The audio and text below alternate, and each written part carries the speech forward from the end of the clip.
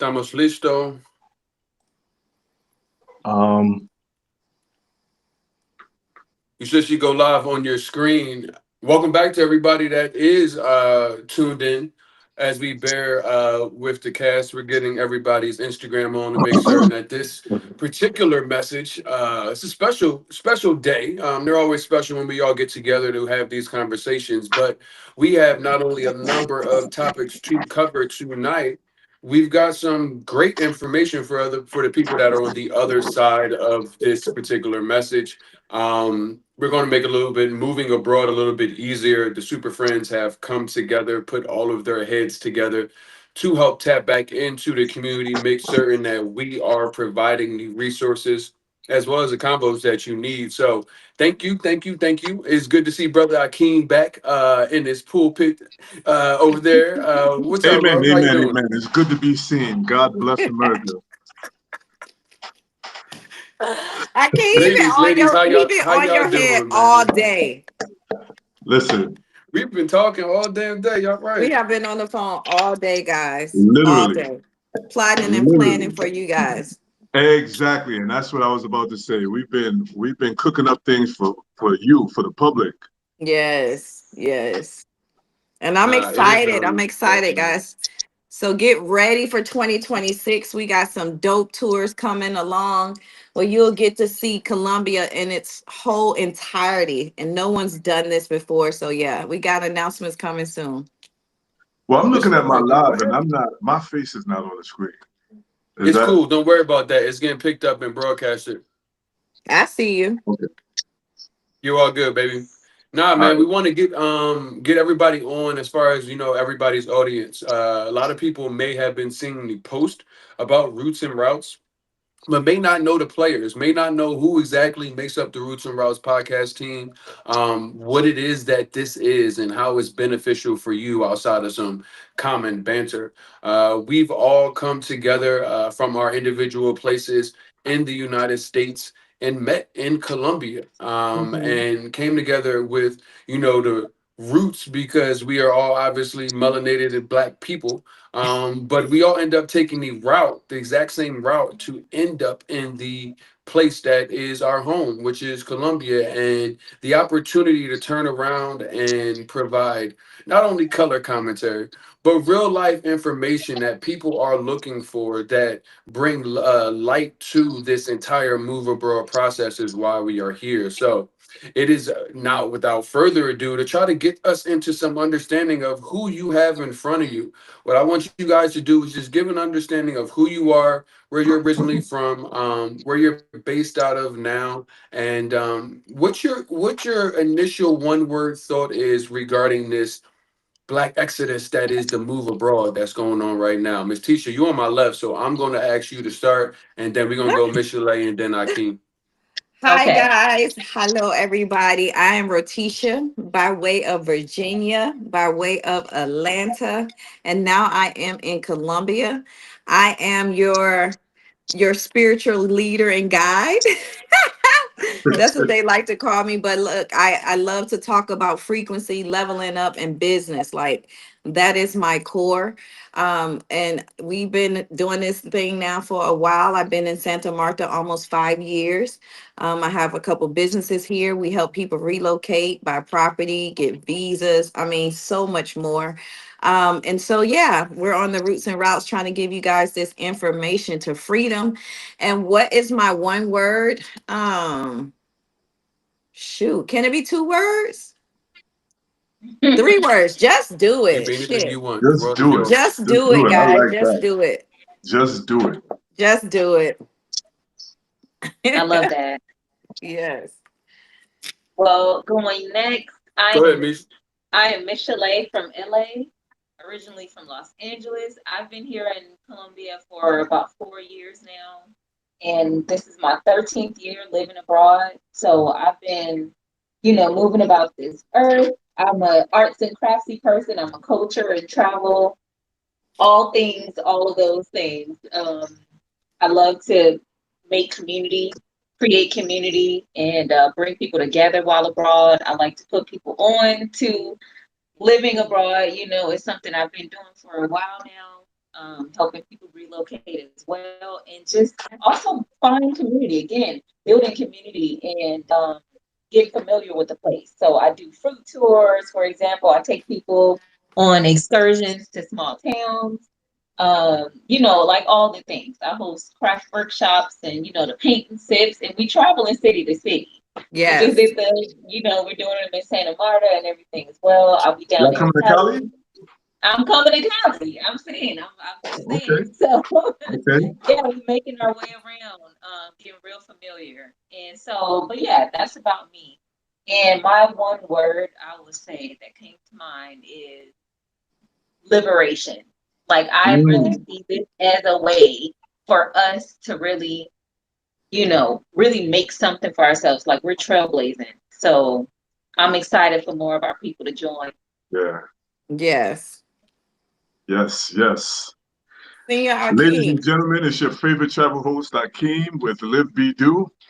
I am a kind of a mix of what Tisha and Micheleé, I incorporate a lot of that. I host group trips to Colombia, um, based in Cali. Let's see. Most of the trips that we typically host are for to bring Black people from the United States into Black communities abroad. So in places like Colombia, Cuba, Puerto Rico, Morocco, Brazil, in those countries, we find Black communities and we connect uh, those communities, or we connect Black travelers from the U.S. with those communities. Now we also add a little bit of luxury, we add some adventure and some rest and relaxation as well. And now to add to the tourism portion, we've added relocation assistance because we Mhm. realize in these days, in these last and evil days, oh, glory to God, we realize that no, let me get serious. We realize that more and more people are to looking for alternatives. I don't like to use the word escape, but lots of people from the United States, particularly Black people, are looking for alternatives to live out their future, to start new roots, Mhm. plant new roots, or just as a place of rest, as a temporary Reset. place to reset. And that's what we're offering. We're offering the option to leave the United States for whatever reason, and you know, let you know that most importantly, let you know that option is available, whether it be for living, for a break, medical tourism, uh, ecotourism, whatever you need outside, whatever you need that you cannot get where you are, or where Mhm. you don't want to get where you are. We're all Mhm. here. I think all of us are here to provide that answer for you. And if I could give you a phrase, I don't have a word. I have a phrase that I use often: put life on the front burner. A Mm. lot of times we put work on the front burner. We put Mhm. parenting and all of the business and all of these other things on the front burner, but we forget to live. Yeah. And that's my main message: put life on the front burner. And thank you guys for this platform. Thank you for allowing. Thank RJ in particular, but the Yeah. ladies too, Micheleé and Tish. Thanks for sharing this platform and this space, and even allowing me to come on and share my little bit with the world. Okay. Nah, we all got something to give out here, and that's what this platform represents. It represents the community that we are actually talking about, and it coming together and actually moving towards something that is positive, not only for us individuals, but us as in us. For you guys who do not know me, my name is RJ Mood. I'm originally from Philadelphia. I moved out of the United States in 2023, but my love obsession with Colombia started all the way back in 2017. I have done similar things to every individual that is on here. I am one of your other favorite travel hosts. We provide opportunities for you guys to travel and see the best food, fun, history, and culture in the world. Give you guys the opportunity to break out of a box and say, let's see and redefine travel. But here we have relocation opportunities because, from a community perspective, we are now seeing more people that look like us start to put in the research. Google searches are at an all-time high right now, where Black people are starting to look and move abroad. But with not knowing how, we are already starting to see people return. The Black Mhm. Exodus, if you want to put it into a circular situation and have a name behind it, it represents something that we are familiar with. As Black Americans, we saw a number of Black people move and migrate from the South up to the Northeast, upwards and out to the West. And it has been quite some time since we have seen such a large migration do so. So now to be at the present tense where we are seeing this come back now, where you have older people, you have younger people, you have families, you have so many different kinds of demographics that are actively taking the move abroad seriously. It's time to bring light into it. Let me ask Mhm. you guys, with the Black Exodus, when you hear those words, what do y'all think about? Because it gives me what I said last time, Akeem. It gives me the chicken skin. Like, it gives me goosebumps every time I think about Black people coming together and doing something. Like, never mind going like we out from America. I think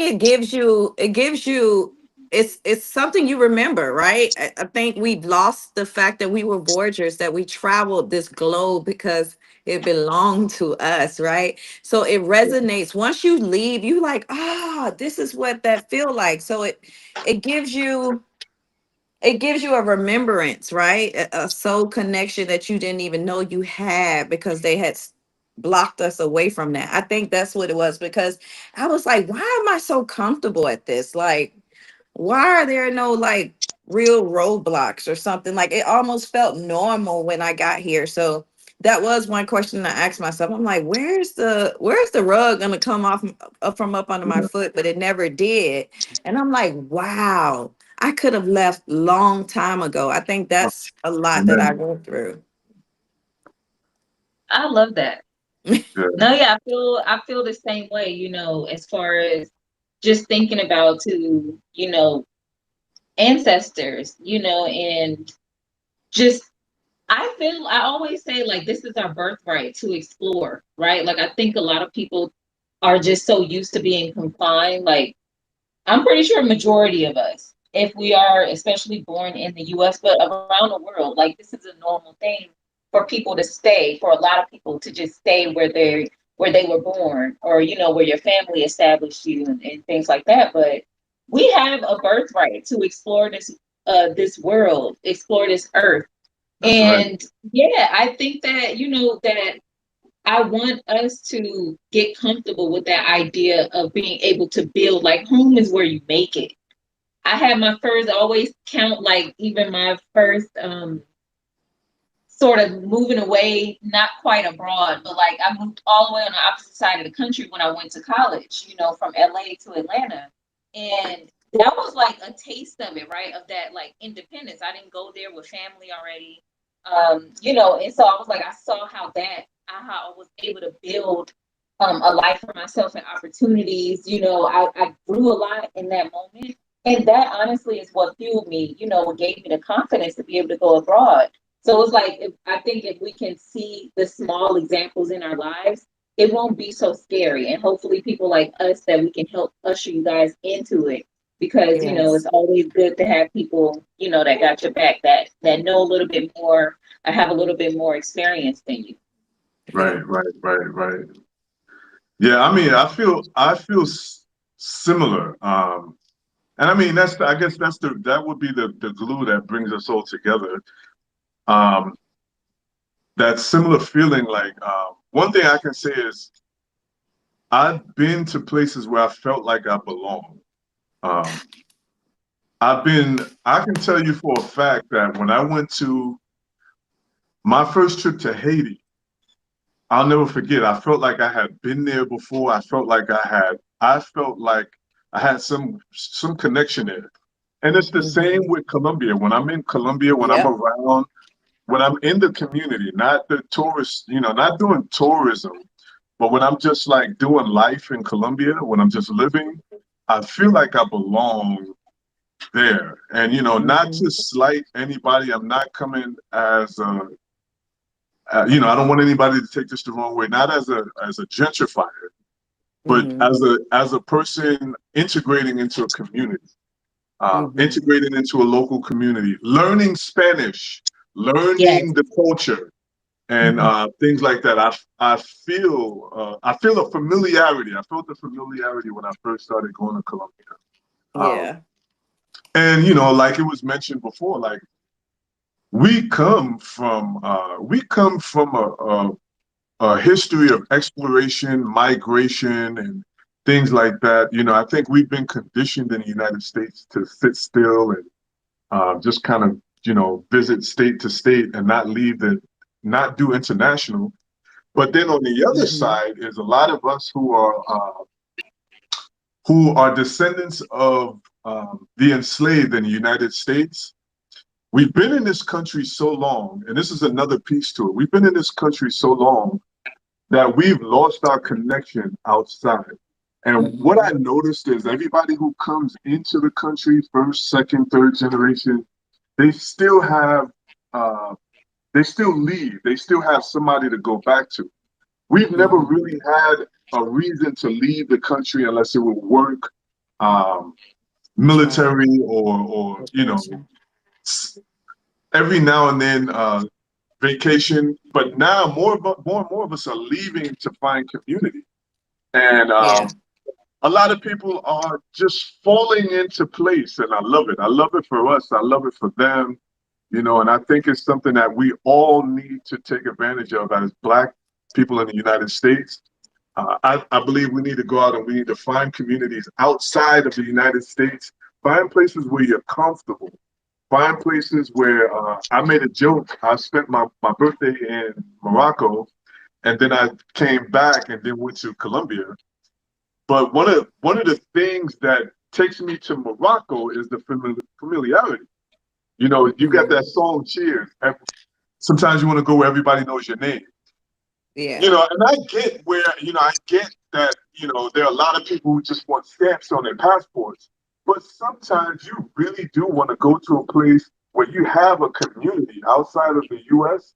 You want to kind of create roots. You can't have roots everywhere, but you want to have a few places where you have roots where you can kind of fall back and rest and know that there's a community that will cover you, that will kind of Mm-hmm. protect you, that will embrace you. And that's my 2 cents. Sorry if I took too long to explain that, but that's my 2 cents Nah, when it comes to you hit a couple of essence. points, bro. You hit a couple of good ones. A couple of actually really good points. The community aspect. I saw something today, and it's like community is now. When I first feel like the last couple of months is getting thrown around more, and but the realization behind it is it is really only one of the lifelines that you have at success. Like it really takes more of a village and moving abroad than what it is that I feel like everybody in America is like, I got here by myself, or I'm no longer a part of a village anymore. So it's just me and mine, and that's it. And hopefully this is obviously us being together is testament to community and what it looks like moving abroad. But it's tough. It's tough for people to see Mm-hmm. that because there is so much hyper individualism in the Yeah, United States. It That starts even within your own community. We were talking about, some families, whether they were black or just American families, holding the 18 thing. Like once you're 18, you're out the house, you're on your own, you're an adult, you can vote, you can go to the military, and not realizing that we seek almost the opposite. See almost Mm-hmm. the opposite moving abroad. Everybody's Mm-hmm. into family and things, and it's like you hit that nail. And one of the other things that was like one of the biggest things that I know is on a lot of people's minds, because y'all see the same things I see, which is our people built this country. I'm not going anywhere to go do anything with anybody because we're here. And I know a lot of people are particularly taking that stance where I don't want to leave because our people put so much effort into making America something that we could be. Now, if that has happened or not, but do you run into that? You guys seeing that a lot? Absolutely. Considering the need for Yeah, yeah, I community? have. Absolutely. Yeah. Yeah, I think, well, me, as the the black scholar, there's the argument that I have to combat a lot because again, that wasn't a choice that our ancestors had.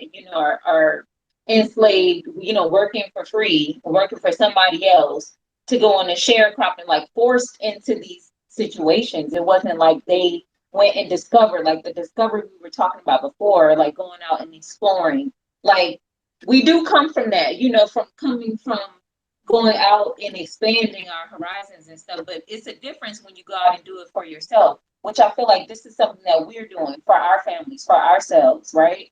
right. It's a new wave of that. However, I am not accepting that this is, like we have to stay there, we have to build there, or that we're betraying our ancestors or betraying, anything. I think it's just a matter of being attached to something. And I feel personally that it's a fear that a lot of people Hmm. have. It's a fear of moving on. Because what are you going to say if you got a rat infested home, roach infested home? Okay, just because you've been living there for 5 years, you gotta stay there, whatever. It was the first lease that you signed that you gotta stay there. It's like it's the same kind of logic. First. When it's like it wasn't freedom, it wasn't the choice. And I do want people to understand that we have a Have a choice. You choice. can make Hmm. different and better decisions. And I feel like staying in a toxic environment like that, a place that doesn't respect you, that's gonna constantly try to disrespect you and disregard you. I don't see why not find and take new and different opportunities to build something greater. Hmm. And I do feel like we have Yeah. the potential to do that these days. Yes. Yeah, You for guys sure. got comments in the chat for Hakeem about Cali, Colombia. I don't know if we can divert there before he I leaves don't the chat. I don't have access to the chat. So Okay. he says, do they have English I can speaking see. communities in Cali, or do English speaking people get together in Cali? I have been to Cali about a year ago, but I did not run into really no one that spoke English. That's because Cali is not an international city.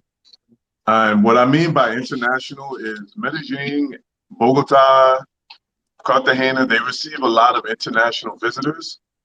So Hmm. English is widely spoken in those places. Cali for me is just the reason one of the reasons I enjoy living in Cali is because there's no real tourism boom. Tourism.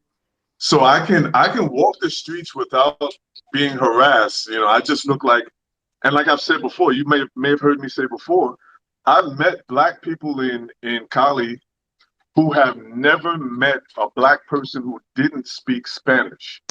Mm. So I'm in that community and I'm living. It's a dope place to live.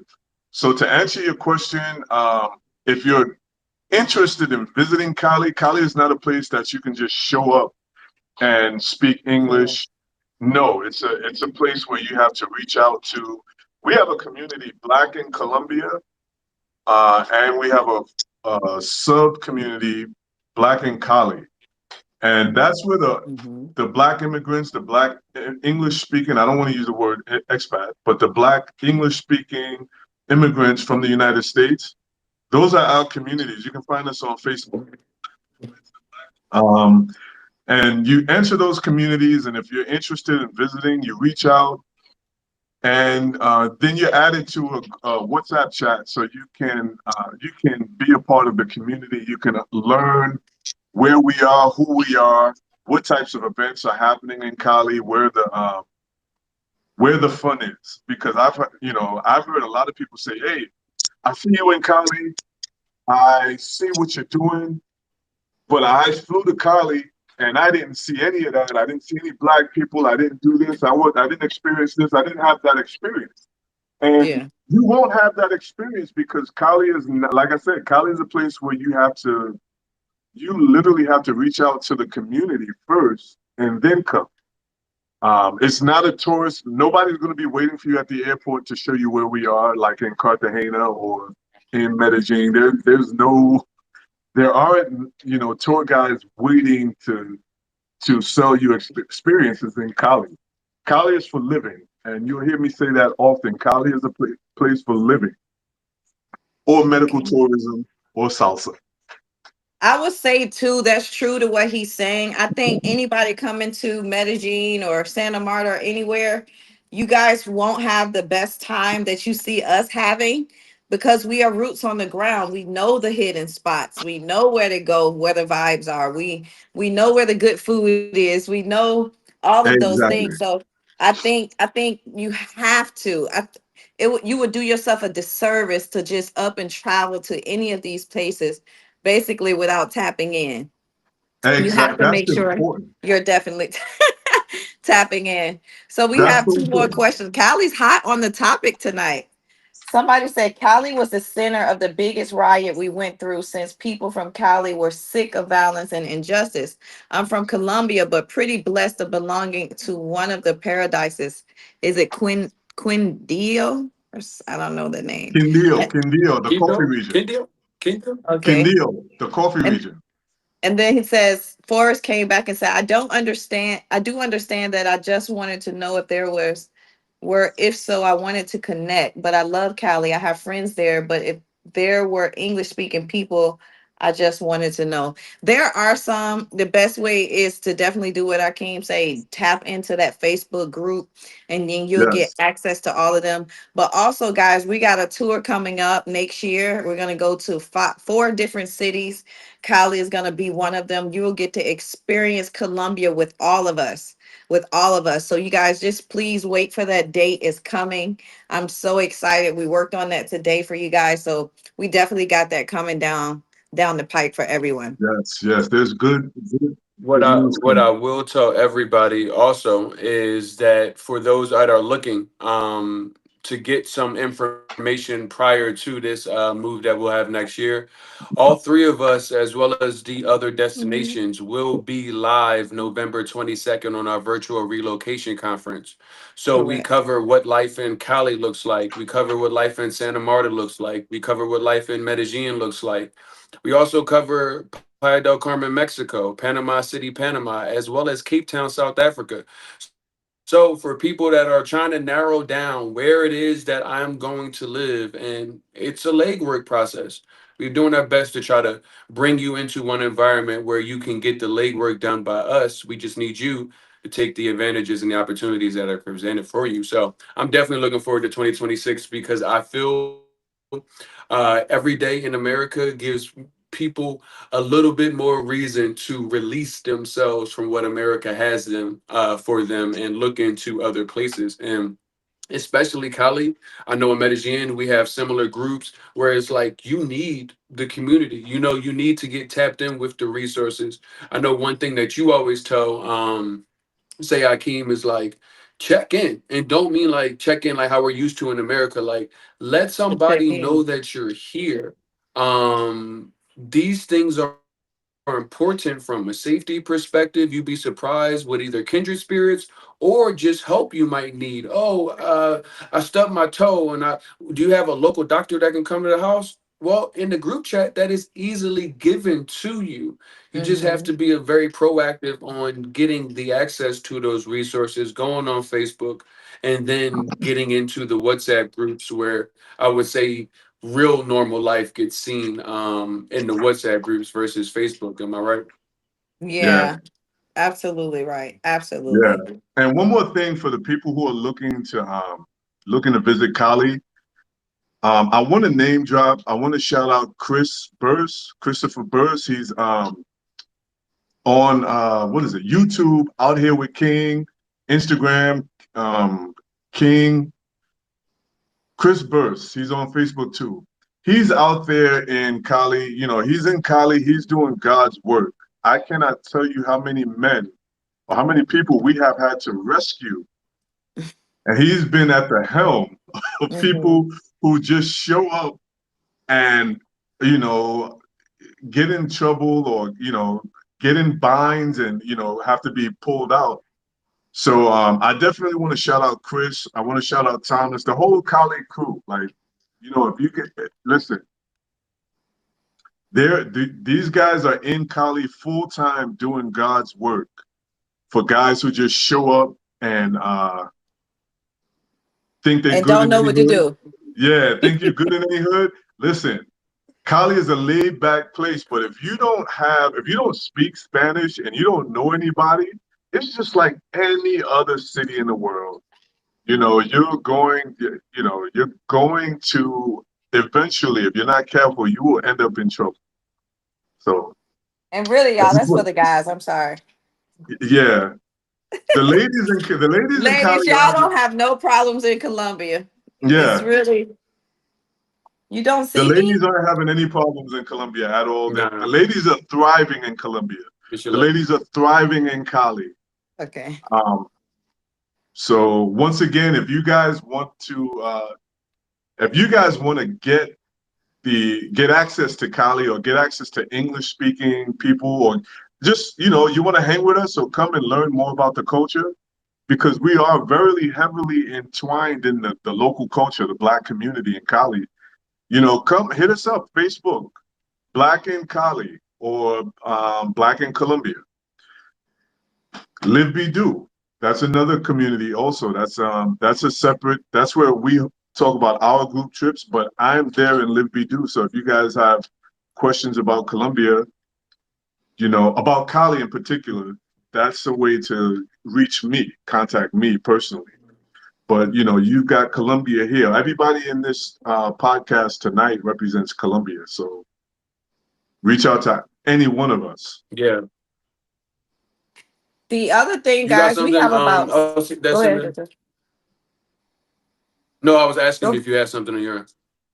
No, just people tapping in. I want to talk about a topic because again, you guys send so many questions you want us to talk about every single week. We love these questions. We have a whole sheet that I keep looking at to make sure we cover everything for everybody. And one that we were being asked is talk about the Black Americans privilege, certain privileges that we have while living abroad.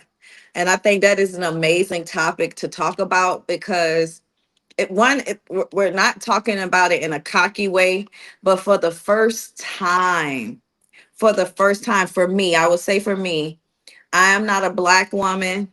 I'm not a nigga. I'm just a human being. And that is the privilege that I do feel living here in Colombia that I've recognized. Like, I don't get the stares. I can walk in the luxury stores and no one's following me. I'm treated with more respect than I've ever felt in my life, which is horrible to say, right?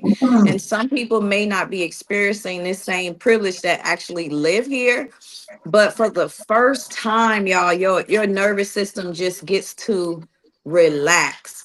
And I think that we really need to talk about what that looks like for a Black man, what that Yes, looks like for a Black woman. Um, yes, just to absolutely. be a free human being in another country. I think that was one of the draws of Colombia for me. It was like, wow, I don't have to be guarded. Wow, I'm not getting those Yeah. same energies. So yeah, Akeem, you talk about it being a Black man here, and how you feel about that. Well, first I want to say, yes, there is.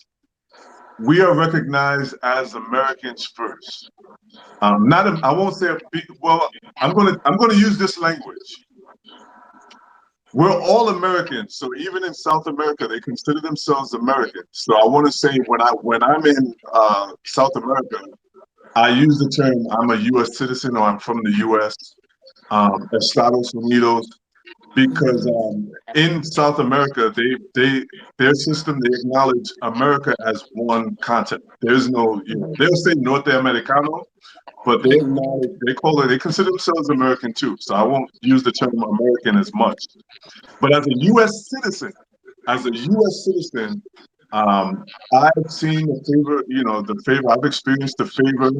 Um, the ability to just have to shout out to my friend Tanisha. I call her Dr. Barnes. The ability to frolic. She said black men deserve to frolic and be whimsical. So we have Yes. that ability in most places outside of the United States. But in Colombia, for example, I'm able to hike. I'm able to eat fresh fruit in the morning.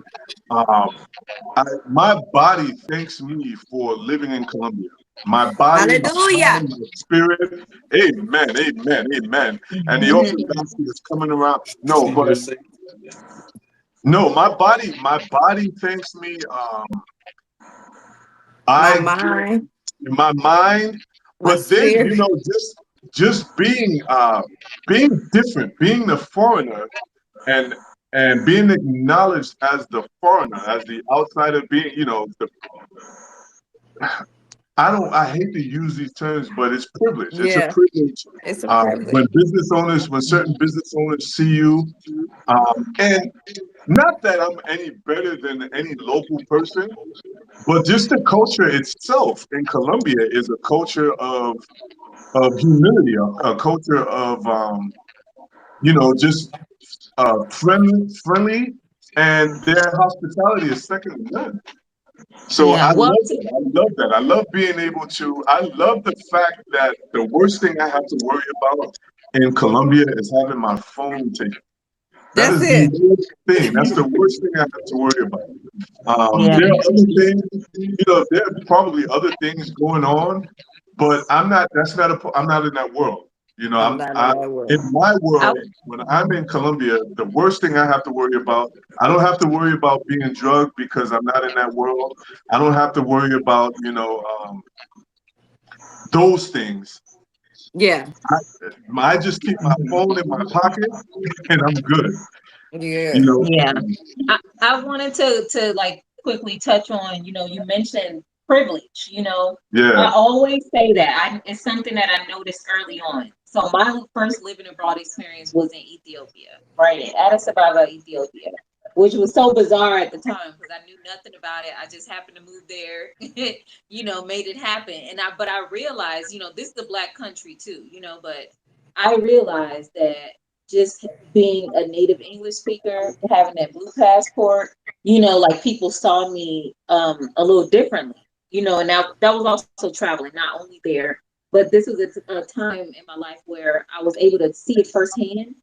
And I came to some conclusions about that. I'm like, with us historically having this being considered in a lower position in the place that we came from, right? In the society that we grew up in, that's the opposite of what we had experienced, right? As somebody looking at us as having privilege, right? Of being considered at that level. And what I realized is that, I'm like, I think everybody, well, all of us needs to feel privilege, but not abuse it. That's the difference, right? Like Mm-hmm. when Yeah. That's what I try to do, I'm like, we have privilege. That's what's gonna happen. A lot of times people are gonna consider you to be whatever. You may not actually be, but that glad you might, can see. that's gonna be assumed. Right. Right. I was hired and like asked to do things that I had never done before, and I'm like, okay, why not? It was great for me, but I'm like, do y'all really know what you're asking for me? But anyway, past all of that, I think that is something that we should experience of not having a foot on our neck. I feel like, just what we have been taught, like Finally. we gotta run so much faster, we gotta pedal so much harder, we gotta, and it's like we have to get out of that mindset, and sometimes getting outside of that environment will give you that experience. Now, I'll also add on to that. Again, we don't want to be the next, and we cannot and will not be the next colonizers. Okay? We will not be the next colonizers. That is not what we're pushing for. Is for y'all to come over here or anywhere in this world and think that you are going to go and do the same things that have Check been your done by privilege. the former colonizer. Okay? So, because we're seeing a lot of opportunity. We're talking about opportunity, like we think in financial gain and stuff, right? So, like, I'm not all the way, I think it's an ethical way, a more ethical way to do Right. Right. capitalism. but this is the world that we living in, right? We seeing opportunities, financial opportunities and stuff, but there are ethical ways to do it. And so I think that we should use our privilege wisely. We should use it like with compassion. So speaking up for people, one thing that I've done, I'll just give one example, is like being a teacher in international schools. And I would have coworkers who are native, they don't get paid as much as me.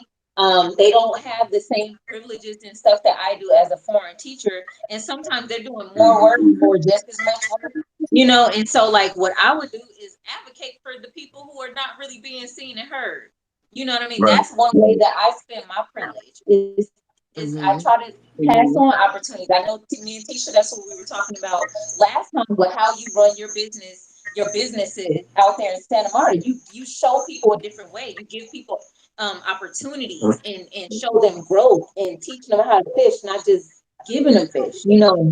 These are ways that we can really spend our privilege. We don't have to do it the same way that we experience it. That's one of That Right. the main part. important things. Yes. I agree I want 100%. to I want to point out something because I think it is definitely because we're all people that have traveled and before we actually moved abroad.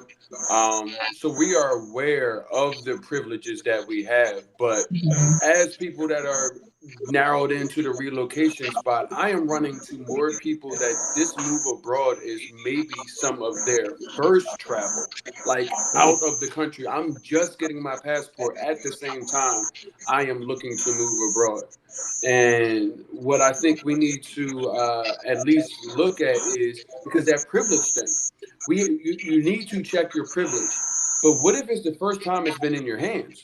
Like you don't even know, like the privilege of the American dollar, the privilege of a blue passport that gets you 180 plus countries visa free. That's not something that you can use until you leave the United States. $30,000 a year doesn't go from that far in the United States. But you leave the United States, and now it's this balloon amount that allows you a different lifestyle than it does.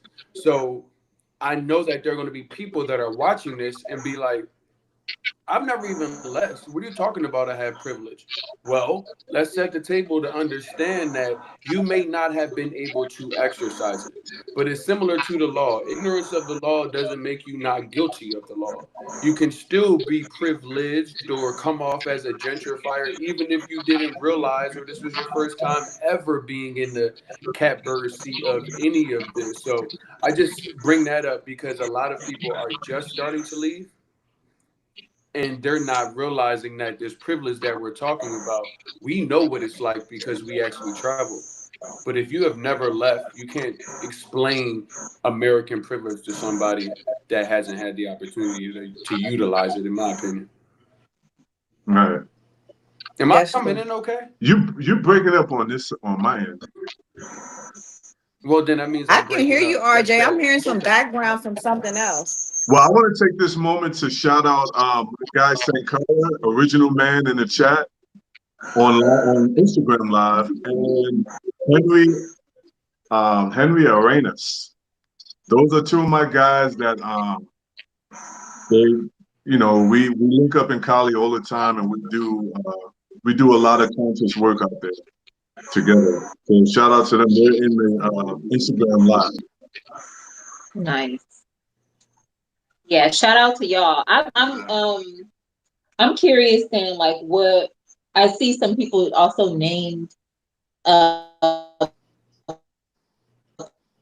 places that they were looking at going into Africa. And somebody did mention from one of the comments, from what I've seen, we are never the colonizers. Now, this is the thing. I think that I think it's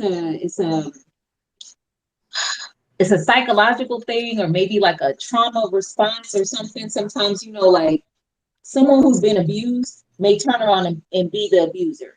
You know what I mean? Like it's a 50-50 chance sometimes it seems, if you have not dealt with it, like it may not be something that you're consciously doing, like RJ just pointed to, you might not think so. And I don't want anybody to get it twisted and think that just because we're Black and we're considered one way where we come from, that we cannot ever become something somewhere else, right? Because what I see is that a lot of times it's literally just as simple as not trying to learn or adapt to the local culture wherever you move to. You know, a lot of people kind of consider that, you know, wherever I go, it's still my rules. I just move my home, my space, you know, myself into this space, but I'm still living by where, you know, by the rules where I come from. So it's kind of like, you know, disregarding other people's culture and their norms and stuff like that is also colonizer behavior. So it doesn't have to be like you feel like you cracking a whip on somebody's back, but you can still become, you know, like that. You have that same type of behavior, and it's normal. Like, I mean, it's not so bizarre because that's what we're used to. That's what we learned, and that's what we knew, right? And so I don't think that you have to want to do that or like have the intentions to do it, but you can accidentally kind of run into it. You know what I mean? If we're not like consciously thinking about it, if we're not having these conversations, which is why we're talking about it, you know, so that you are aware.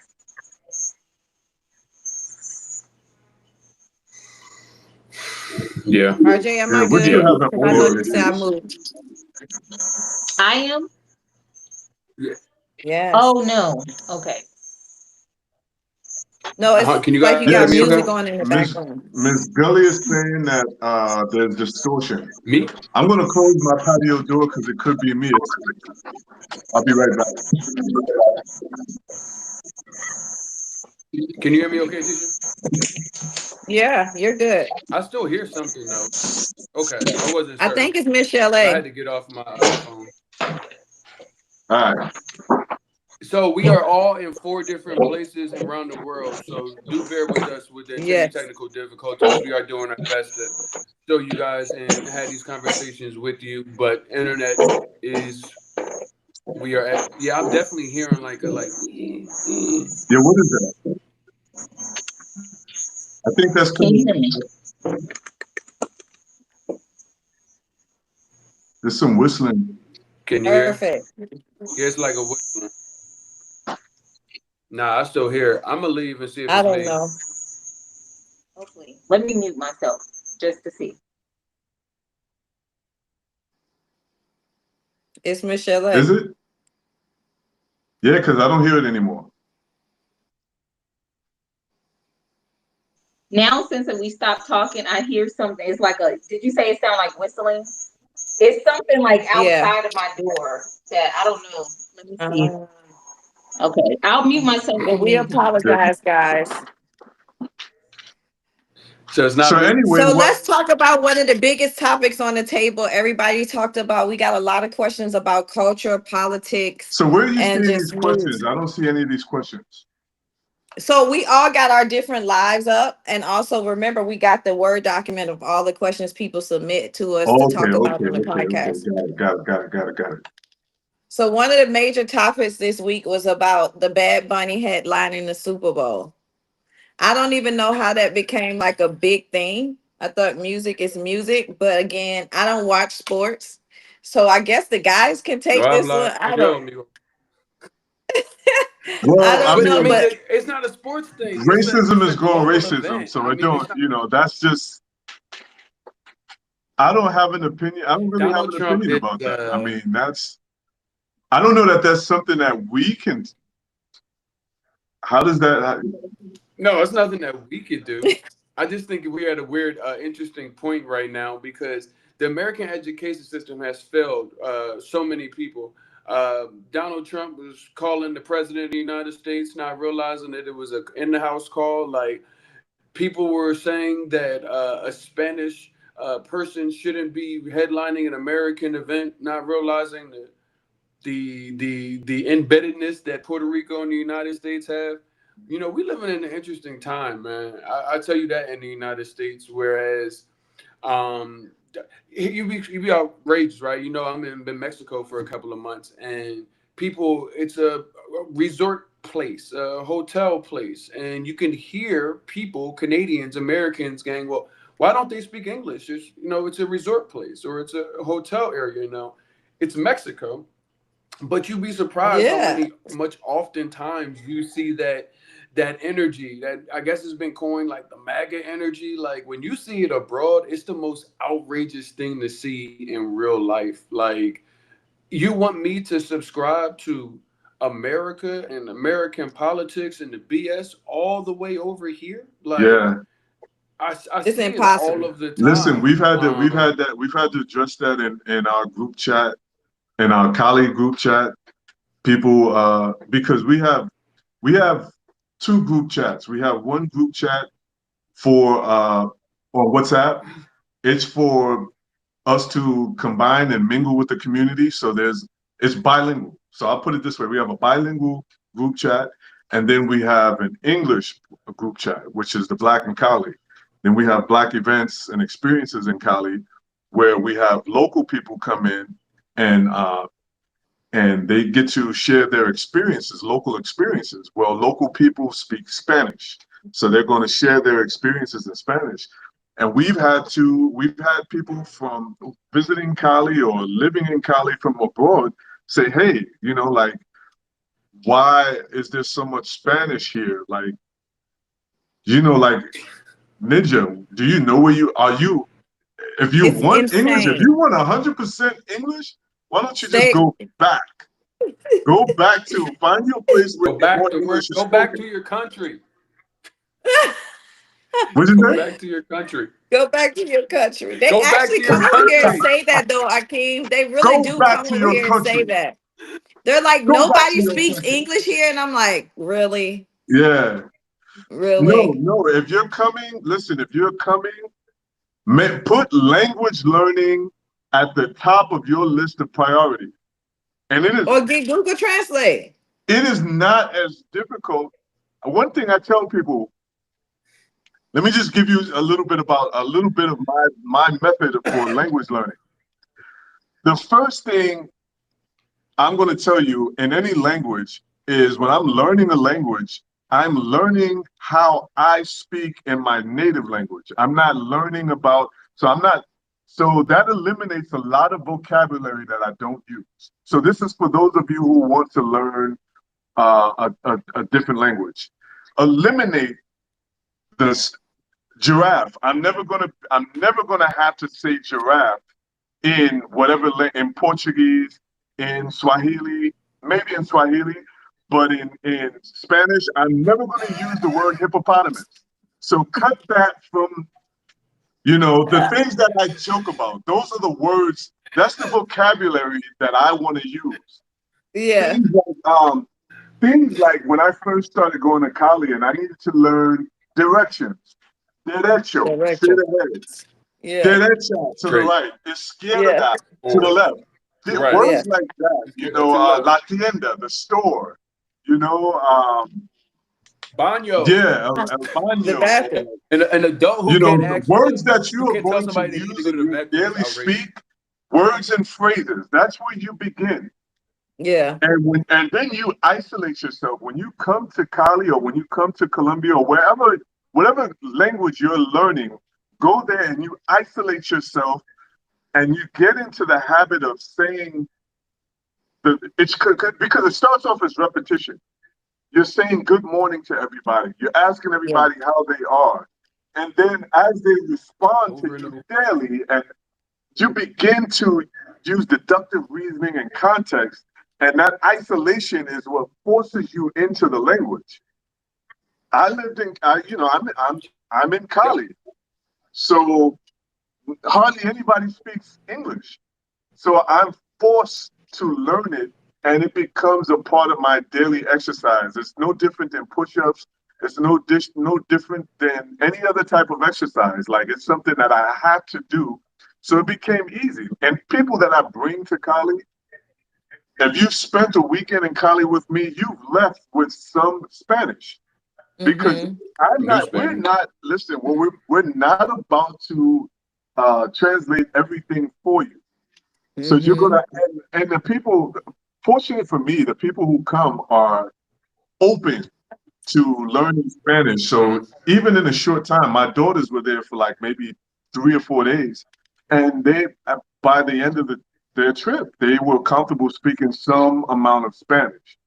So my thing to you, like if you're wherever you're Open. going, be open to prioritizing Hmm. language, learning the local language.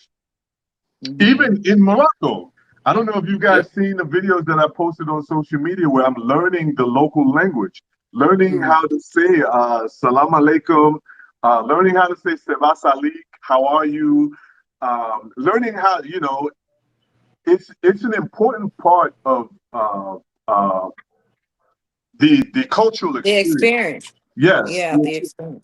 you're not Yes, sir. experiencing Yes, the, sir. the culture if you're not adapting and trying to learn Mhm. trying to learn to communicate with the locals. If you're not communicating with the locals, it's it's a part of ethical travel. It's a part of responsible tourism. You know, and that's my piece. Once again, Michelle shout in the out Yeah. to waiting room. everybody who is watching, everybody who is in the comments, Yeah. everybody who's following.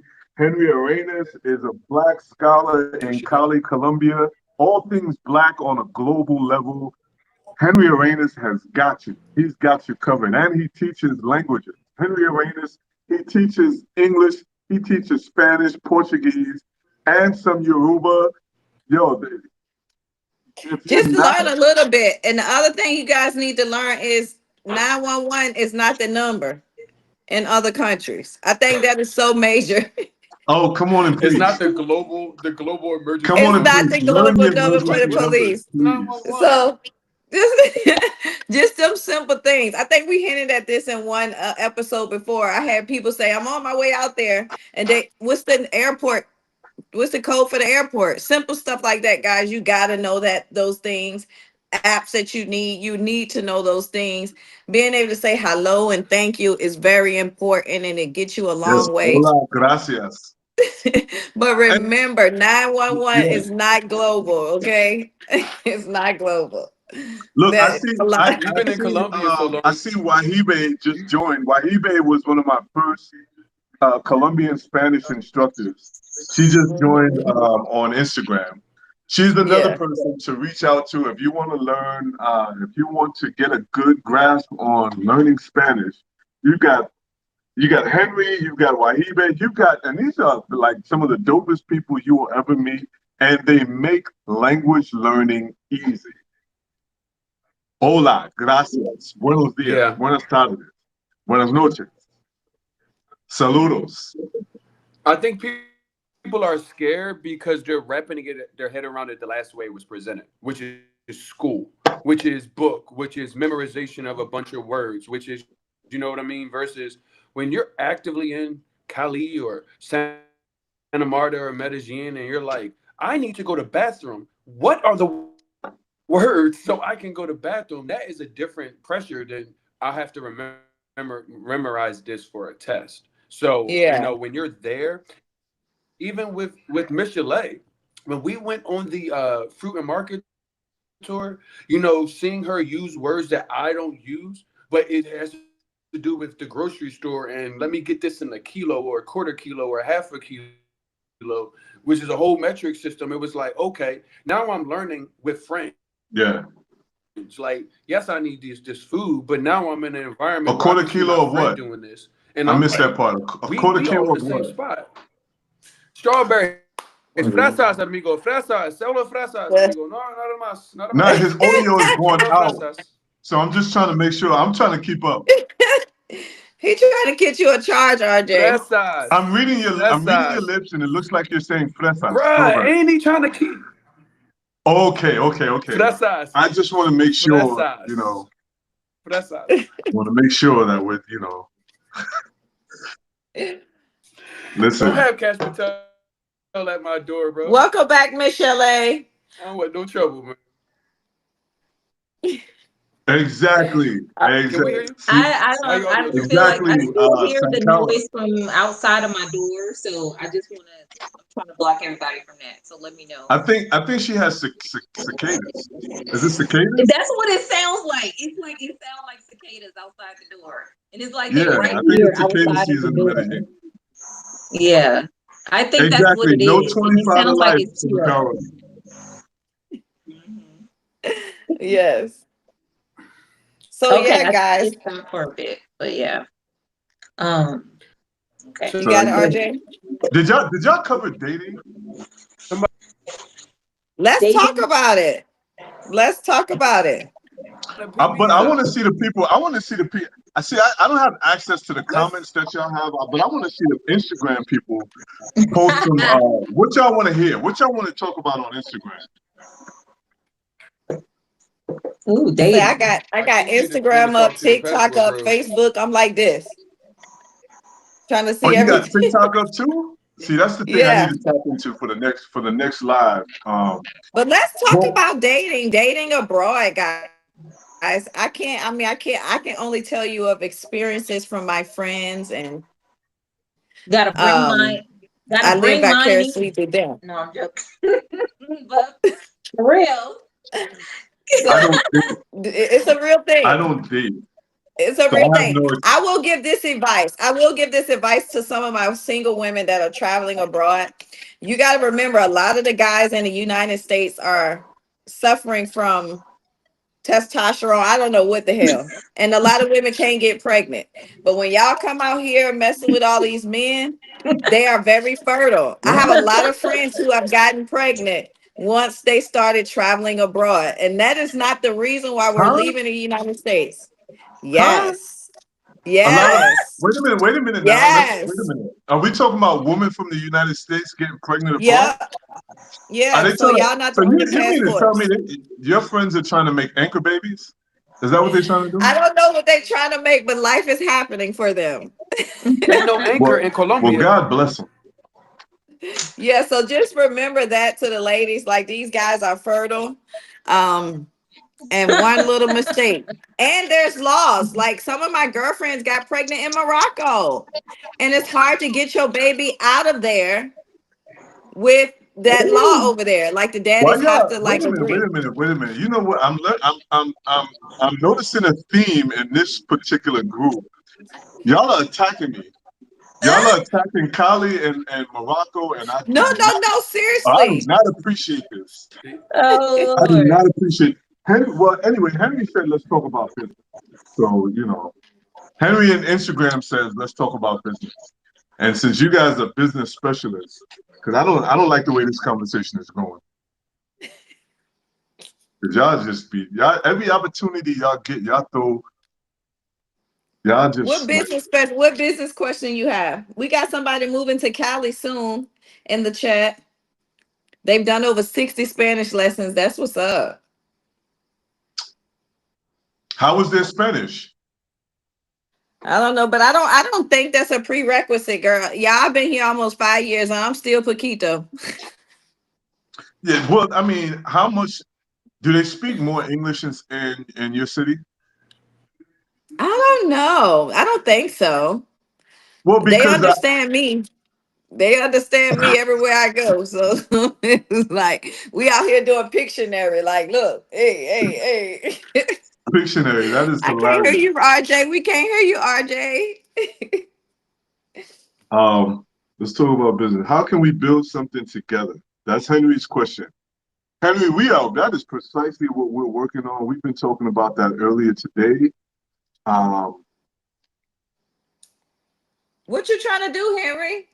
yeah, And where you trying to do it, because that matters. I will tell you guys this: I am a business advocate, but business in Medellin is totally different from business in Cartagena. It's totally different from business in Santa Marta. There's different price points, there's different rules and regulations. right, right. So it just depends on where you're trying to create that business. But yeah, I would love to hear more about what you have in mind. Collaborations is what a lot of us expats do. We do a lot of bartering. Like, if you have something and I have something, everything ain't money all the time too. So that's Right. another a great aspect of living abroad. We're here to support each other, and I love that. Um, a lot of people are ready to collab and do businesses together, but it just Yeah. depends on what you're trying to do and where you're trying to do it at. Well, one opportunity for those of you watching from the U.S. And in Colombia, one great business opportunity here in Colombia is coffee. There are Okay. lots of coffee is big business here.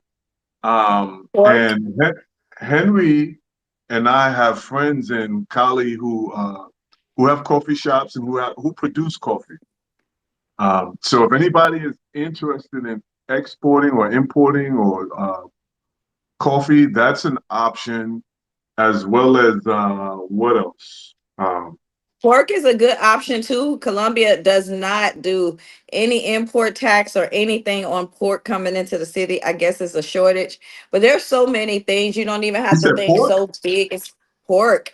Yeah, you know me, I'm looking to see what I can bring in without all them tariffs and all them, all that Right, right. stuff. And pork is one of those major ones that they are accepting. But guys, there's so many things. Like if you go to a major city like Medellin, I think they already got everything. Like it's, I No, mean, Right. no, But we I missing mean, but some stuff. there are but if you businesses. want, There are businesses. There are opportunities to serve, still to serve the locals who want to learn yeah, English, locals who the want to help local people, hospitality schools Tourism. is and huge.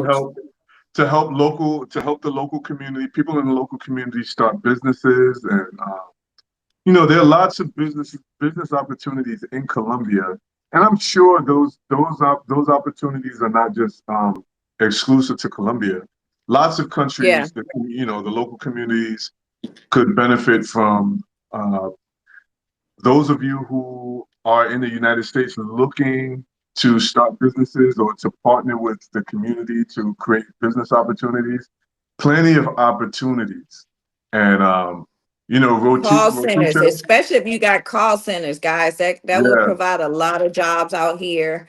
um yeah, Remote call centers would do good out here. It's so much. I mean, I'm thinking of scaling, but again, you can take it, as small as possible. But yeah, there's a lot to, we've learned the knowledge. That's what America gave us, right? And so exactly. you can Hmm. apply a lot of that everywhere around the world. So don't think like I gotta have $100,000 to start something. No, no, and no, not at all. I think I ain't telling y'all, but my first restaurant didn't even cost a third of that, and it's still thriving 4 years later. So that's also what's exciting. When you do stuff abroad, you can do a lot more with a lot less. Right, That's a fact. right. One of my buddies that has a shop in Medellin called Skybox. I was talking to him. It's a sports bar that's in Mhm. Laureles, and he was like, opening up something that looked like this would be so much more money, Woo! even down to like the liquor license. You know how much liquor licenses are. Woo!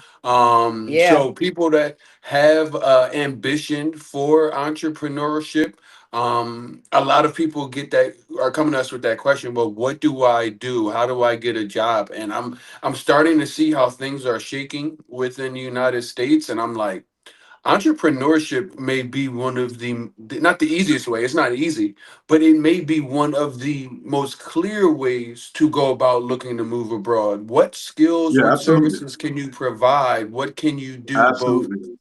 for foreigners, for locals? You can have a hybrid, you can stay in one lane. I have seen Medellin is really good because it's international. So we've got a Jamaican spot. She came from the United Kingdom. We obviously met there, Akeem. They've Yeah, got yeah, a Korean spot. The dude's doing Korean fried chicken.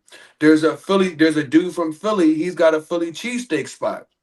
They don't have pretzels or water ice, and it's a place where it's always springtime. Like there's 1,000 different pockets, and as the world is getting more acclimated with each other, you have more people wanting to see things that they've seen somewhere else. Like I went to the barbershop, Hmm. and my barbershop down here that I go to in Mexico right now is nothing but Afro Colombians from Cali.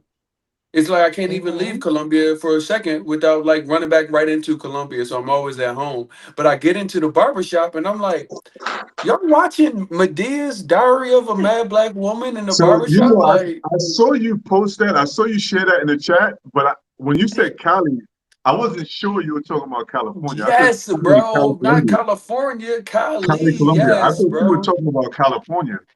Yeah, no, they are from Cali, and I peeped them from the first time. Like, this accent is real Colombian. I hear it, and y'all are black, like y'all are black like me. Yeah, And I'm like, that joint is so funny because Diary of a Mad Black Woman. Everybody is go globally doing the same things, getting access to the same things. Brother got his barbershop down here. They open an enterprise, and so it's just like I think a lot of people's ticket yeah, that's out of dope. the US is going to be entrepreneurship and what you can provide to the community. Okay. Nah, what you provide to the community is going to be key. There's no one in our waiting room right now. Um, Let me ask you this because we keep talking community, we keep talking about black people, both those that are living in America as well as the ones that are living abroad. And I saw this come up the other day. The R word, reparations. And I know that that is something that an Give me American, my. give me my money. I want my money, I need it right now. Real money. It it wasn't even because when I it was always American reparations, what Americans, black Americans could get from reparations. But now that I have, I guess, like a global perspective, I'm like, this is a scenario that happened many a place outside of just America, the Caribbean, Haiti. You mentioned Haiti as well, and it's like, what what do y'all think global reparations would do for the diaspora? Because I personally think we would have our own places. It wouldn't be a bunch of stuff and things. I think it would be a extreme desire to get back together versus what I feel like everybody's thought when I go get some money, I'm gonna go spend it on X. You know what I mean? Did y'all see that viral video of the guy talking about Liberia and how it's big enough to house all of us and how we can come over there and just make our own? Yo, I got chill bumps. Yeah, chill bumps. Y'all know what that means. Chicken Because skin. before no, look, before I moved to Colombia, and I'll tell this story in a later date, one of my closest friends is from Liberia. And we were like, we're going to, we're getting out of here, right? That was one of our options. We brought 1 acre of land in Liberia. She has a half of the acre, and I have a half. So when I saw Oh, this nice. video, it was just like, oh my God. And everyone, a lot of people is moving to Liberia. So, like you said, I think we would probably go and make our own place. And of course, everybody won't come, but I think that will be something that a lot of us would be feeling really dope about doing. I'm sorry, I saw a chat and I can't see it anymore. But yeah, so No, I no, mean, if we did get our reparations, what would y'all do with it? What would I'm y'all getting my really hair do? back. It's gonna be beautiful. Well, I mean, what do you say? He getting My his princely hair back. locks. My princely Oh, locks are coming back. I need to you walk going in to my Turkey? essence. Hey, you gonna No, take I'm your going money to to I didn't Turkey? gotta go to Turkey. What's up, DJ? I'm not going to Turkey. I'm going straight to Medellin. You gonna see me with my hair with the little taper fade. Man, I'm back. What Yes. That's kind why of? they don't want But me to wait, get wait, these wait. reparations. What kind of hair you getting? You getting Afro hair, or you getting, the No, I'm big getting curls, Afro the hair. big It's gonna curls be or an the tight Afro curls? Brazilian kinky wave. It's gonna be nice. Oh, yeah, It's gonna be dope. Whatever my beard is, I'm gonna just get that on top and on the I sides. cannot. yeah. He This is really want hair because that was the first thing he said. That's for real though. That's Yo, listen. It would I depend and on then I it can. mean, depends on what the reparations are, because the I was thinking I don't think there's a monetary number that would suffice. it's not. But if here's what I'm thinking in the terms of reparation, if it came in the form of healthcare, if it came in the form of land, like That too. if they gave us land on reservations, federally protected land, the way the Native Americans had, I would greatly appreciate that. Land that I could never Yeah, I lose. don't want none of that health care. I They can said have that. Land y'all that I give could me my never lose. money. Give me my money. I want Give my me my money. Right. Give me my Why are money. we the land only where I people that want ain't my gonna set land. money? We the only They people gonna that give us wouldn't some accept old money. tarnished land that you can't grow nothing on. I don't trust Give them. me Listen, my I want them to give me monies. my money so I can go and buy land and buy property elsewhere. I So Where because I I want to when go. yes, they're not gonna give me enough money. If they gave me, I'll I say don't this. care. I know how to Listen, flip it. Listen, if they gave me enough money at one time where I didn't have to work again, tax free in the millions, then I'm good. I'm good. Billion. Put a B on that, my boy. I We need to mean, put a I T thought on Look, it. about it. I Put a thought about T on it. reparations in several forms over the years as well. Like it can be like you said. Now, I'm not living there. I don't need their health care there. Okay, I'm yeah. not going to get health care there. Ah, Right? But I think that for those who choose to stay, those who choose to be there, it could be in the form of like for not having to pay for education, for higher education or whatever, any other That type of too. education That for, too. I ain't no education. something in the AI is future. out here. We don't need it. That too. Listen, Everything AI y'all is here. saying plus the money. Like not and or like well, plus here's the that. thing. Like The it problem has the been problem with money, the problem with money is you run out. this is How? the Hakeem, thing. how? listen, This is do the you know how thing. I many don't think it hours? even has to be, I don't think it has to be like a big payout. It can even be over Nope. time. Okay. Give If me it's okay, installments so for if we're it. talking about checks forever, It don't have to be Let that. me. Okay. Can I This blow is your my mind thing. real quick? I Hold on, think hold I on. think Uh-huh. it puts us in a position like I think it should be. I don't want immediately. Shouldn't have to be paying for rent. I shouldn't be having to pay for food. None of this that's what stuff. I'm talking Give me about. my That's what money. I'm talking about. Give me That's Ain't what my I'm gonna do talking about. that. stimulus. That's what I'm Okay, talking But about. stimulate What my you life talk and about, pay it back RJ? for my ancestors. That's what I'm Okay, talking about. but like, listen, let If me. it but I if think it that we makes should if it definitely have makes my the. life, if I it's think that. something that makes generations, if it's something that lasts for generations, not just a quick lump payment. And the reason I say this is because the Gullah Geechee right now in the Mid Atlantic or the South Atlantic, they're getting bought out, and the money is even, and they're getting a lot. They're not getting a little bit of money, but it's not enough. Because here's what you have people getting paid $800,000 or whatever per acre, but what's replacing the land is creating wealth forever. So that's why I say there's no We dollar gonna amount that you can give me. There's no real dollar amount that you can give me that's finite that would suffice. It would have to give be me Akeem's money. I'm gonna flip it for Okay, him. give me your check. What you talk Give me about, the bread, RJ? bro. But Give like me the so bread. I don't want there's a them. listen, number of What? listen, things, listen. guys. Now There's a give me number of things I got that you, we Akeem. aren't Don't looking look, worry. at. give me all right. There's a number, 10 million. Give me 10 million, and No, that's too low. I'll You I try ain't tripping? even you. That's gotta too have low. that. That's too low. But You what gotta you talking about, realize RJ? the history spans in a way where once you wrap your head around it, it's like, man, y'all really don't know. You got what you know about slavery, but then you got the post-slavery codes that they wrote in, and then you have redlining, and then like it's so many things. So yes, give me education. Yes, give me Yeah. acres of land. Yes, give me money. But Give me everything. the one thing that they can't give us because black people be like, oh well, we had it. We'll just build our own. We have built our own so many times, our own banks, our own neighborhoods, our own communities. This We is need true. a place, the space to live. We've had Mhm. these things before and they just I don't want destroyed that. them. If we get They the gonna if That's what we destroy I'm give it you the again. money, I saying. are don't they want going that. to allow them I'm to not doing even that. be places? But What look you at mean the not doing that? opportunities. Every But look at black the neighborhood that opportunities they that we had have was now. bombed. They gonna do it They again. So bombed I'm it. not going in that same trap. They That's gonna what I'm talking poison about. the Okay. water. Okay. They gonna blow us up. Just give me Like my money so I can go where I Give go. me Exactly. my money. I'm not and coming don't in no tell me y'all centralized don't have location. it.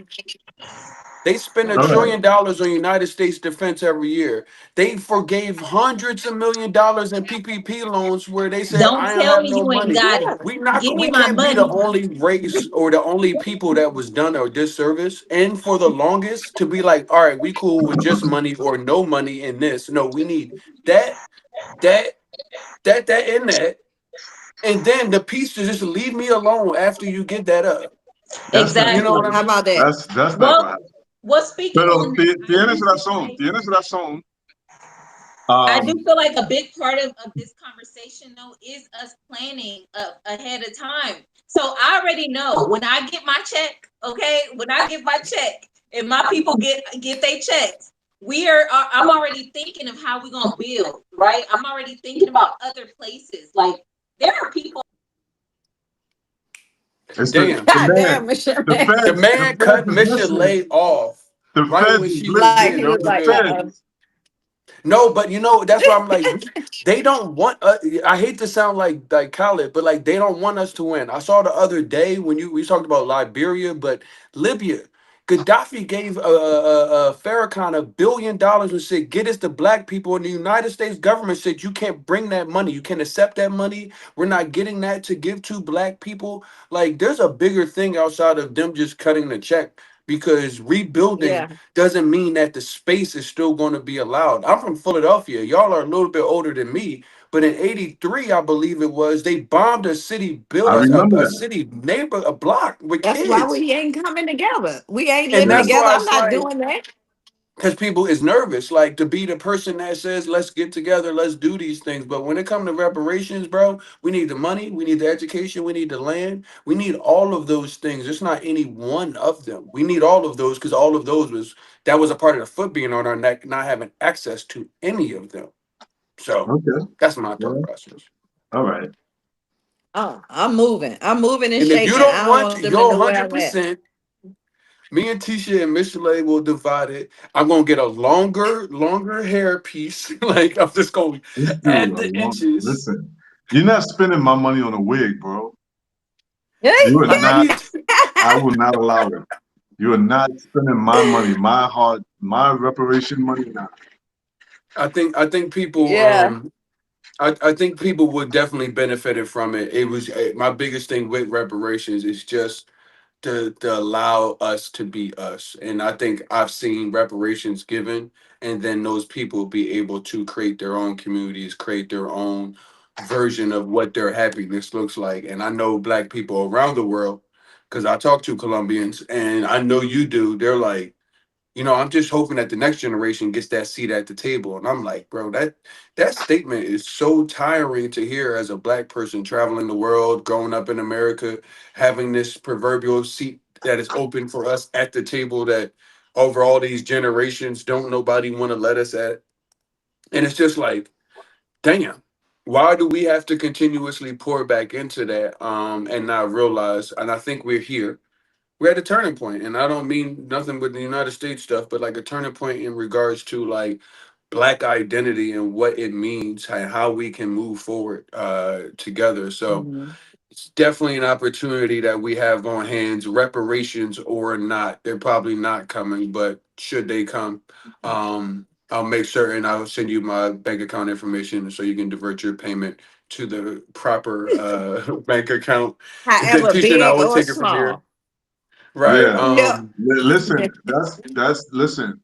Just because I'm not in the U.S. does not mean I'm not entitled to my reparations, and it doesn't mean I don't want my money. You don't So have a listen, forwarding Okay. you can address. send my money over. You can electronically send it. You can send a check. Send me that wire. Yeah, Nah, that's real That talk. is hilarious. yeah. I was So I don't know So what I what? was thinking about the other day, guys. But I went to go look because I knew my grandfather, if he was still alive, he'd be relatively old. My grandmother is she's 92. She turned 92 this year. And speaking of the reparations, it makes me think of our ancestors and what they have potentially sacrifice for us to get here. When I looked yesterday and I said, "Damn, if my grandfather was been alive, he'd have been 105 years old." Um, grew up in the Great Depression, and I guess he was 13 in 1930, whenever that came. And it's just like to be here, to be on this platform, to be where we are, to say like, we have the ability to travel, we have the ability to say if America's not working for us, let's roll out. I think it's such an important part, not only for us, but the people that are watching this to understand what kind of time that you're in, because we always say mhm. that you hear the saying, we're our ancestors' wildest dreams. But when I consider my Yeah. grandfather, who I met, he didn't die until I was 8, 9 years old, and I consider that his dreams couldn't have dreamt this far. Like he probably wasn't wrapping his head around like, oh, you're gonna be living in another country where you're speaking another language by the time Yeah. you get half my age and you're only 8. So Yeah. when we talk about our ancestors and their wildest dreams, we have to know that we probably even have a little bit more onus to, you know, us standing on their shoulders, because it's like whatever they sacrifice, the doors that it opened, the things that we know about and the things that we don't know about, it's an opportunity to understand that like we are at the black exodus point. The next time the great migration happened, and we are the people with the feet on the actual journey. So looking at these Yeah. conversations, the ability to connect with all these people in the comments. I'm seeing Haiti come in. I think we had somebody that was in like Korea last time. Like these things are we cannot take them lightly, because Right. we are living Yeah. even further past what our ancestors could ever even think about, and the opportunity to set up what it is that may seem like this will never happen. These reparations we're talking about, they might happen in the same vein of what I'm talking to from my grandfather to us right now. So I just want at least a moment to be seen and reveled in, because it's beautiful to see how far we have come from and what we have the Hmm. opportunity to do. Right. Right. Yeah. That's so true. This is a That's so tremendous true. point. I can tell you that in my youth, I can tell you that where are we? We're in 2025. I can tell you in 2015, I did not see myself here. Yeah, I can Period. tell Yeah. you. 10 I years can Like, ago, tell bro. you Nah. in 2015, I was still taking ZQL to do a 3-hour flight to Puerto Rico. Like, shit. In 2020, I didn't see myself here. yeah, Just like, In 2015, I was working at Comcast in a call center and I hated my life. Trust me, this yeah. was yeah. not on my So radar. Yeah. a lot can happen, a lot can change, and I'm just appreciative. This journey has been incredible, incredible Incredible. to be here, to be at this Incredible. point. Um, from the Bronx, born and raised in the Bronx, New York. Um, my family background was not, I did not come from the Cosbys, from the Huxtables. I did not have, that is not my Exactly. story. But to be Yeah. where I am now and to have my children in a place where, my children are adults, by the way, they have their own children. Um, I'm extremely grateful. And my children have the forward thinking. And, I used to tell my kids, by the time you're an adult, you will know, because I constantly drilled into, this is how to balance, how to be fiscally responsible, how to maintain being, how to be self-made, Sufficient. self-sufficient. So this was in my, Hmm. in my 30s, and I would tell my kids, by the time you're 20, you will have the information that it took me this long to get. Mm-hmm. Get. Mm-hmm. Yeah. So, right now we're in a place where we're in an age of information where information is accessible and moving faster than it's ever done Hmm. ever in time. So, for those of you who are watching, those of you who are interested in learning more about living abroad or traveling abroad, this is a great time. This is the best time. This is the best time. Hmm. You've got There were four of us, but there are three of us now. But there are four of us. You've got you got information in real time. We are living it. We are living it. Yeah. Not And just traveling. yeah, We're we are not living influencers. it. We are living it. So, Yeah. I said all that to say this: it is possible. Anything you can imagine. If you can imagine yourself, and you have to imagine yourself being abroad, living abroad. But if you can imagine yourself living abroad, you can do it. You can do it. Where Hmm. flights are so cheap, your passport, all you need, it's cheaper to fly to internationally most times Then to than go. domestically. I Correct. spend less on flights and I spend what I spend in a month in Colombia. Some of my friends spend on a weekend in Miami. Correct. And I'm not even exaggerating. That's easy. That is not even an exaggeration. Not That is not. even, if I showed you my Uber bill, it's far less than that. Doubt. I would rather live in Colombia and take Ubers every day than own a car, in Didn't the have a United car. States. Yes. I'm not missing a Yes. car. I'm not missing any of that stuff, man. So for those of you who are interested, and it's not, luckily, you have us here because we've made it so you don't even have to Figure you it don't have out to on make your it. own. It doesn't have to be a major life decision. You can test drive it. That's what I'm trying to tell you. You can test drive living abroad, either in Cali, in Medellin, or in Santa Marta. You have people here who can help you with that process.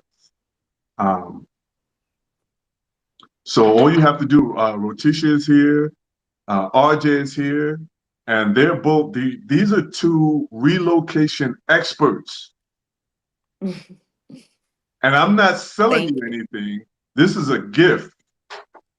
This is a gift for less than your trip to Vegas, whatever you're saving up for. You think you have to save. A lot of people think they have to save up. Those people who vacation once or twice a year and they're spending like 5 grand or whatever. Nah, you can do it on less, way less, way Correct. less, way Correct. Uh-oh. less. And here we are. We're here. Cinderella. You have access. You can drop it in the chat. I see. I'll be the fourth spade. I see you, CJ. That's my friend. He's a pastor out there in North Carolina. That's my brother. And I see Mm-hmm. Draper. She's here. She's traveled with us before. She went to Cuba with us. And these are it's affordable. It's easier than you think.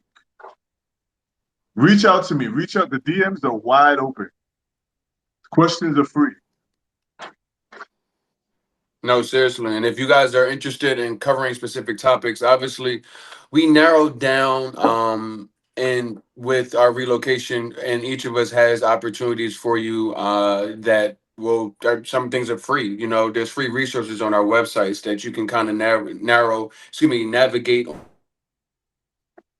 on your own. But the opportunity, even with these conversations, yes, you can obviously see they're, kind of off the cuff, colorful, but we want to make certain that we're obviously meeting you guys where you at, giving you some understanding of what this life is like, how we actually got to where we are, what you can actually do or start doing to get on this road of moving abroad. Letting you see not just myself or Akeem by yourself, but 4 different individuals that actually came together and are breathing and living what we talk about when we say community is on the other side waiting for you at the TSA. Yeah. So I On the hope other side of that TSA, somebody, I like that. On the other side bro, of TSA.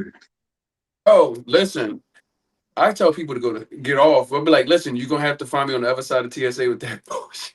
Because people will try it and it's like, yo, you gotta leave Yeah. America and America's all that BS where it is. And Tisha, I know that you are 100% behind me when it comes to that. Leaving people on the negativity where it is Yes. so that you can elevate, allow these things that not only life abroad has for you, but realistically life, never mind just abroad, it's hard to even live life the way it's structured in the United States, where you get this restructure and this reset when moving abroad, this opportunity to take a different path than what was essentially given to you and laid out for you in the US. And so many of us have actually gotten the opportunity to see this is a hell of a life, and it's up to you to kind of craft that and create it. And these conversations are designed around how do I do that. So do y'all have anything before I try to get us out of here and wrap up? Um, That's it. I mean, uh-oh. just do it, guys. I If you're got thinking somebody about doing saying, it, sign me up. Said, I just got do it. you. Call me. Henry said, what's the Okay. funniest story each of us have in Colombia? Something we'll always the remember. the greatest Oh, story, The funniest. the funniest story. Which one can I tell people? What is that? Alrighty. Well, Henry, you know everything I about me. got I got something that was cool. It wasn't. It was kind of funny because it was. I mean, it was an old lady. this old lady was just drunk. What So was? everybody, I don't know if you spent December in Medellin, and I don't know what it's like in Cali, but December in Medellin is like absolutely insane. Everybody's on Shivas, partying, out with family, friends. You know, it's there's the candle ceremony, but we got invited to a Shiva with the Colombian family, and it was me, Jazz, and maybe two other Americans on Shiva with, and a Shiva is a party bus that they have in Colombia. It's Right. open air, so there's no windows. People are like drinking. There's poles in there. It's like a normal party bus, but it's just like Colombian.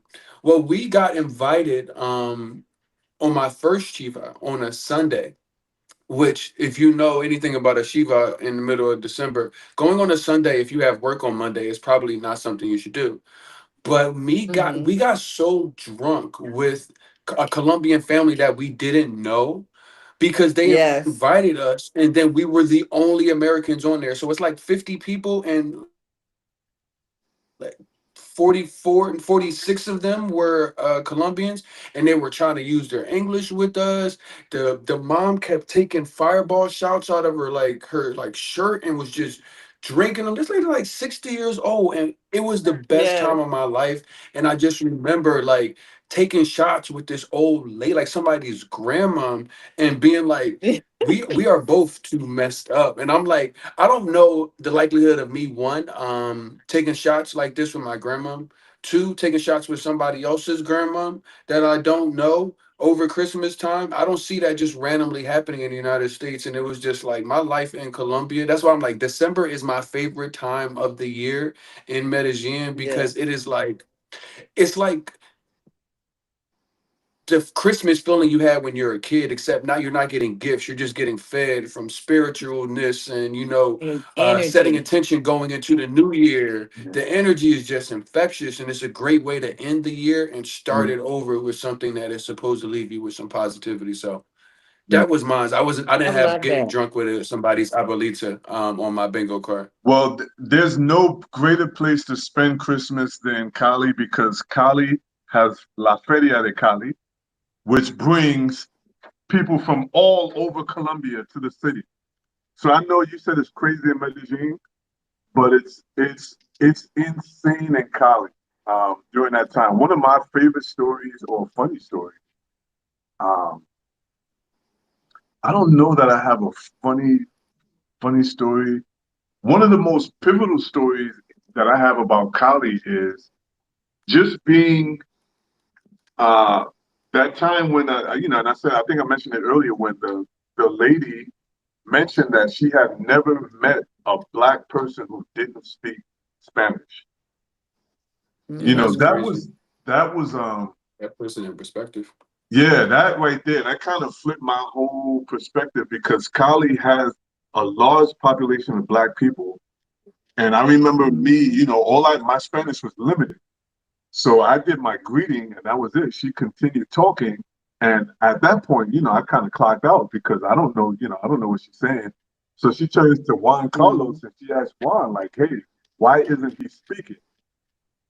And Juan is like, yo, he doesn't speak Spanish. And she's like, yo, you know, she's like, get out of here. What's wrong with your boy? Yeah. Get out of here, man. So, Juan had to Yeah. explain to her in Spanish that he is from the United States.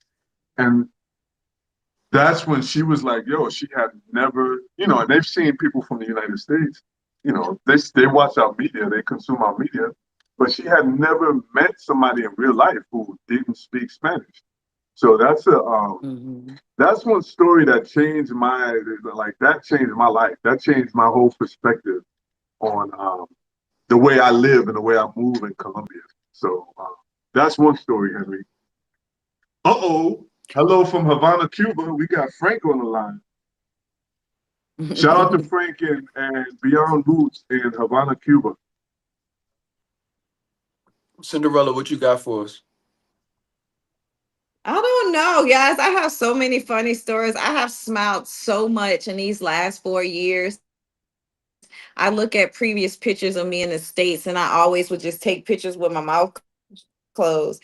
But there's so many amazing things that happen throughout the day. I could tell you the first time I was invited to a Colombian party and I thought we were eating raw cake and I was trying to get everybody to stop eating the cake and it was tres leches. I never had tres leches before, a watery cake. And Oh, it was that I can remember yes, that night. Like, I'm like, don't eat it, it's not done. And so yes, that was a whole experience. yes, Or every day wherever we go, they think I'm Watery Jamaica, cake. which is they call me Jamaican. yeah, So they think me and my husband's Jamaican. So I get that all day. It's just so much, right? It's so it's hard to put a one story in the whole thing. It's like you laughing again like you were a yeah, kid. You know how in America you got to be serious, that serious place, like don't play with me. Don't ask me for nothing. Like that goes away here. So like you yeah, just spend most of your time just smiling. So it's no way that we could like come up with right off the cuff, but there's many days of like joy, a real yeah, joy, like happening here. And we don't want to big it up because some people can come here and have a different experience, but again, it's all in what you set up for right, yourself. I'm surrounded by nothing but love, like nothing but love, and I'm so grateful. yeah. Same here, same here. This experience, like I said, I feel like from the beginning, I felt like I felt like I belonged here. And not to sound cliche, but Mm-hmm. it felt so familiar. It felt like, like when you visit your family in the South and, or a time when, even in New York, there was a time in the 80s when we had community, when Mm-hmm. anybody could discipline you. Anybody could, I can remember respect for anybody. If I was late to school or trying to play hooky from school and a homeless guy, I remember a homeless guy took me to school. I thought I was cutting school, and a homeless guy, this is like early 80s, he was like, whatever he Mm-hmm. was You want to on, end up he like me? snapped Come out of on. it long enough to walk me to school, and make sure I got to school and I didn't spend my day on the street. So that's what being in Cali, I can say being in Cali, that's what it reminds me of because I can tell you so many times when I've been just aloof, walking down the street, and somebody will stop me and say, "Hey, put your phone away." So, Mm-hmm. Colombia is not what you think it is. Colombians are, It's not. it's a different breed, like very warm, very receptive, very hospitable. It's been a Mm-hmm. great experience for me. So, I Great love it. I love it. I experience. love it. I enjoy it. I love it. Um, and I invite you to come. Won't you come? Can I do an So altar call? Can I just do a Columbia altar call? No, no, no, Pastor. No, Pastor, not tonight. no, we are not religifying Can I? roots Can and I? No, routes. They're gonna be like, man, I ain't coming to come to nah, no, Because but I can. um, I no. feel something compelling me Oh, no, gracias, to señor. come. No, no, gracias, señor. No, no, I'm joking, but Iglesia I'm No. joking, Raras but aquí. I'm speaking directly to somebody who is on the cusp of making a decision. I know you're out Cut there. it out, I know you're Pastor. out there. I know you're It, on the is there a edge. heart in the house You are tonight? on the edge. And I'm just saying, we're Oh, here. my We're here to goodness. help you along through the process. That's all I'm saying. No. That's all I'm saying. We are here to Nah, help you along through the next week on the next one, I'll be selling you something, but this time it's free. nah, it's This all time it's good, free. man. I They love it. they ready to hear because it's a lot of people out here selling wood and nickels, man. So the resources that we have Yeah. are definitely designed with the people that need them in mind. Obviously, he said next week, so you guys will be able to catch us back here next Tuesday on Roots and Routes podcast. You can go to Word up. YouTube. Shout out All to of our Kelvin videos Smith. are there. You also can go to Apple Music, Apple Podcasts, as well as Spotify if you like to listen to us and you don't want to see our beautiful faces. You can listen to us on the way home Mhm. or to work, wherever it is that you're going. I will tell you guys, you are in for a treat. About a month from now, November 22nd, the three of us, as well as Micheleé and the rest of the experts. We have over 14 Oh, speakers yeah. that are going to be speaking on a relocation conference. we're going to give you information on moving to Medellin, Santa Marta, Cali, Colombia, Playa del Carmen, Mexico, also Panama City, Panama, as well as Cape Town, South Africa. But we also cover things that you really need. So we put you in contact with the real estate person. We put you in contact with the immigration lawyer. These people will be speaking about the topics that you actually need. Never mind, how do you take money that you are now saving by not living in the United States and build wealth abroad? Some of you guys may be looking to get rid of your student loans, or now it's a student loan payment that you have to pay. We brought the student loan doctor on as well. So this conference brings everything that you need regarding moving abroad with multiple destination resources all in one place. Early bird tickets are on sale right now. You will see This is all of dope. us and more. November 22nd, you guys can go to Mood, that is two O's in Mood, travelabroad.com. You have free resources outside of the tickets there, so please just go peruse. One of the cool things I want to let everybody know, I'm gonna get you added for Cali, but you can take a test. The test is free. You can go to moodtravelabroad.com, take the test. Let me know what it is that you're looking for. I'm moving with kids. I'm looking for this kind of neighborhood, or I'm looking for this kind of city. It is going to spit back to you the top three destinations based off of what we actually help you with. So you can have a narrowing understanding of, hey, this is what I would like. And these are the three places that Mood Travel and this entire team can help us with. It is free to take, and it gives you the opportunity to help narrow down your destinations. Ladies and gentlemen, we lost Miss Chalet, but we will see all of everybody that has been on here next week, and make certain share this with somebody that needs to hear it, is looking to move abroad, needs to hear something at the end of the day that's light about moving abroad. We got you. I appreciate you guys. As always, I'll see y'all soon next Tuesday at So 6:30 p.m.